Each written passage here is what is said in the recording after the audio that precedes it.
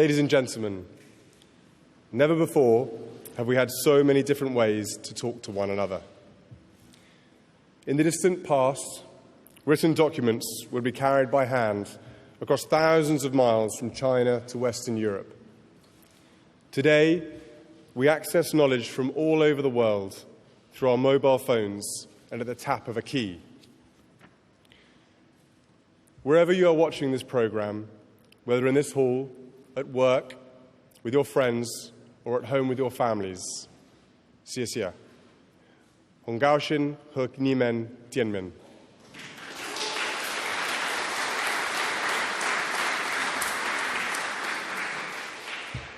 Thank you for welcoming me into your homes. Many of the most important conversations we have in our lives take place in the family home.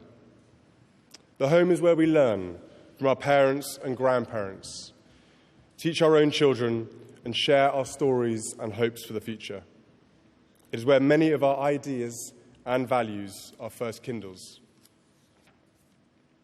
In that spirit, there is one subject I believe we have to discuss around our family tables and across the generations.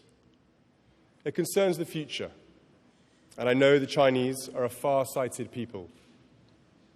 It concerns particularly the environment, and I know that protecting China's rich and beautiful natural heritage is important to all Chinese families. It is the mass destruction and trafficking of iconic endangered species. And it is time to talk about the growing human demand for illegal wildlife products that drives the trade and makes it profitable. Today, we face an unprecedented surge in the brutal slaughter of iconic animals by poachers. In South Africa, for example, one rhino was killed every month until 2005. But last year, 3 rhinos were killed every single day. In the 33 years since I was born, we have lost around 70% of Africa's elephant population. Of those that are left, 20,000 are being killed every year. That is 54 elephants killed every single day. At this rate, children born this year, like my daughter Charlotte, will see the last wild elephants and rhinos die before their 25th birthdays. Those who suffer the most from this loss are some of the poorest people on our planet. They are the families who feel powerless as the wildlife around them disappear, who face being trapped in poverty forever without the income that should be brought in by tourism, a cornerstone of the economy in many developing nations. They are the children whose parents risked their lives in the fight against poachers. In the last few days, 3 rangers and 1 member of the armed forces were killed by poachers in one incident in Central Africa, leaving behind 14 children between them. It is these children's future that is blighted so tragically by the illegal wildlife trade, and it is their birthright that is stolen. There is no hiding from these facts today. On our phones, laptops, and our TV screens, we can see the images and read the reports that lay bare the truth of this crisis. That knowledge brings responsibility, the responsibility to do everything in our power to reverse the march towards eradication of these fine animals. The good news is that we are far from powerless in this struggle. We can turn the tide of extinction. We know where the animals we are trying to protect live. We know many of the roads, the airports, and ports criminals use to transport their cargo from killing field to marketplace.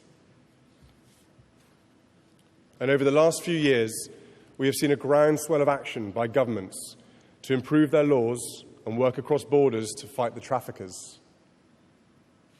Only last month, President Xi announced that China will take steps to halt the domestic trade in ivory, adding to the ban on ivory carving imports he announced in February. But we know the illegal wildlife trade cannot be solved by governments alone.